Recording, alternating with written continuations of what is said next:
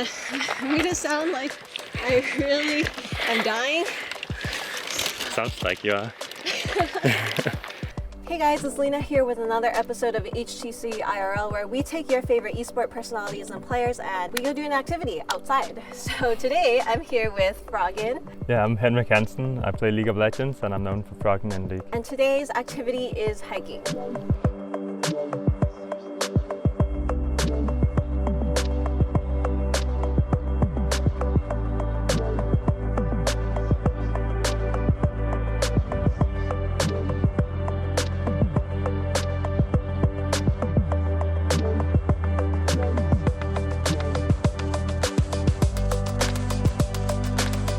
Here with Froggen, we are in the jungle. What are you playing? Oh, I'm a minion. That's what I feel like. If I was in the jungle, I want to be Baron. It's a good choice. Yeah. But are you Baron? Can I be Red Buff then? Because then Red Buff has two little minions, you know? No, they don't. Not anymore. Not anymore? No. Oh my god, okay, delete that. Delete that part.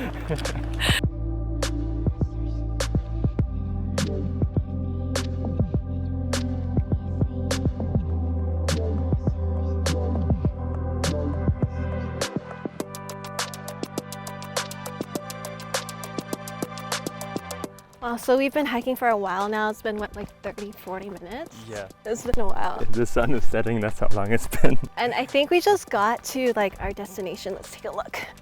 Yeah, so there's like an oasis down there with some abandoned buildings. It's gonna be spooky. We're gonna go check it out. We'll show you guys when we get there.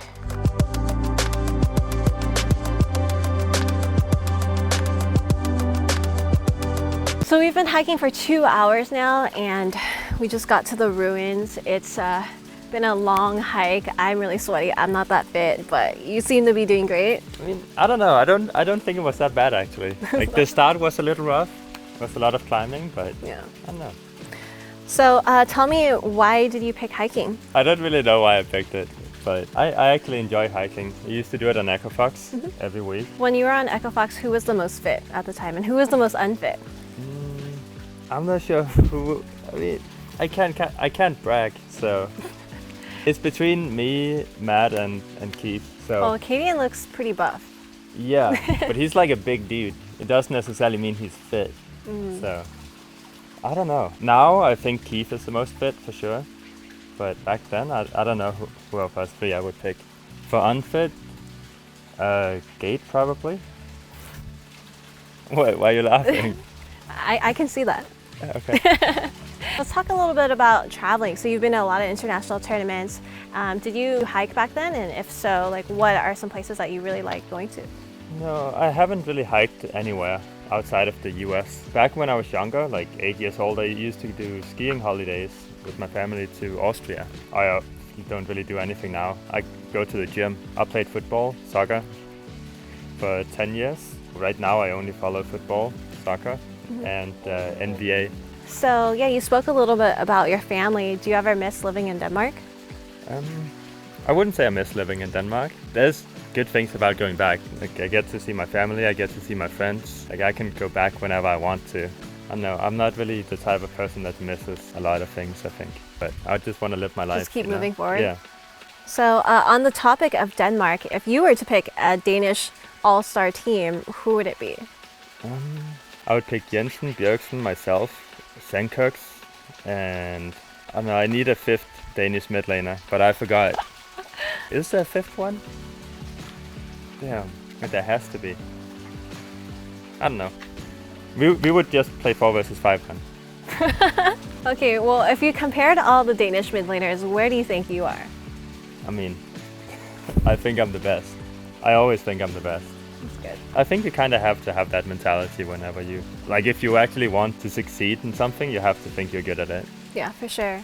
All right, guys, so we're here. We just got down to the abandoned ruins. Now we'll walk around and we'll show you guys. It's not as spooky as I thought. Like maybe it'd be kind of spooky to spend the night here. Have you watched those like camping in the woods vlogs? I'm a bitch. No? I'm not into horror at all. No? I get too scared. I don't want to deal with that. 24-hour camping in the ruins challenge right here. 24-hour challenge. No? Everything is pretty clean though. It looks nice. Dude, we could bring a team here and then we'll spook them. We'll do a spooky prank. There's still like a lot of road here. Sorry, my camera work, not the best.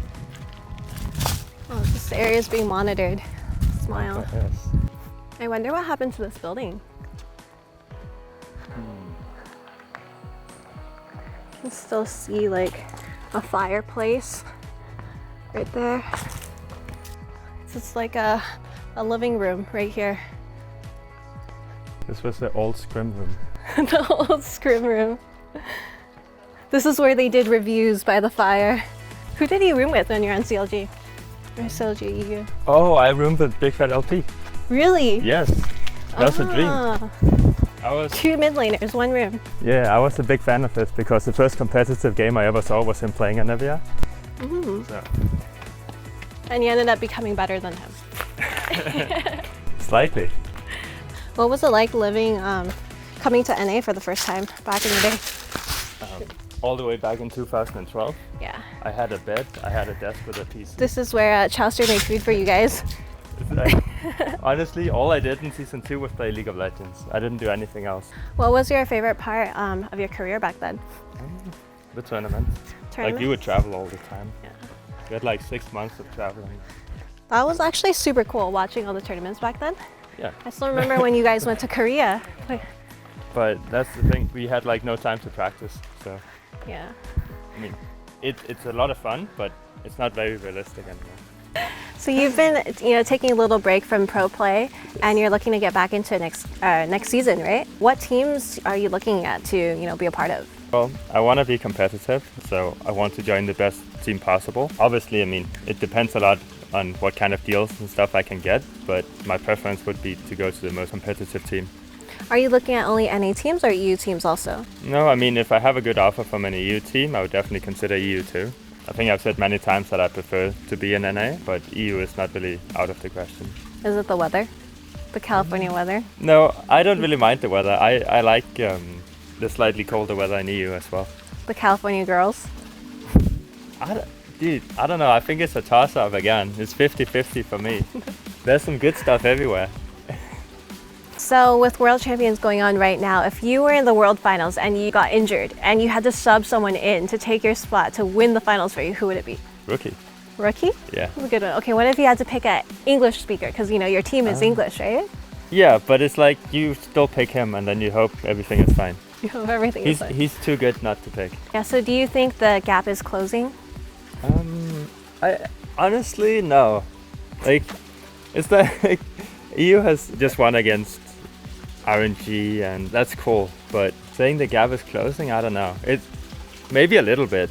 It's really hard to say, but I was in Korea at the start of this year, and when I played there compared to NA and EU, like I've actually played in all 3 regions this year, and Korea was still way better to play solo queue in than NA and EU. It's hard to say if it's like the gap is closing or if we just like got a lucky year or something. When you started your league career, you were on one of the most dominant Western teams. Talk to me a little bit about that and what it's been like since the last few years the West hasn't been looking so good.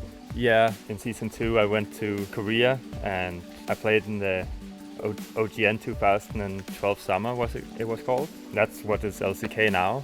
And we got second against the Super Frost. We lost 2-3. That was kind of the year where Western teams had a chance of actually going far. Both CLG EU and Moscow 5. Yeah. We got 3rd, 4th place shared at Worlds. Out of all the rosters you've been on, which roster was the most fun? Like, a lot of people want me to say CLG EU for sure, but I think the Elements 2015 summer roster was like, we had a really good time.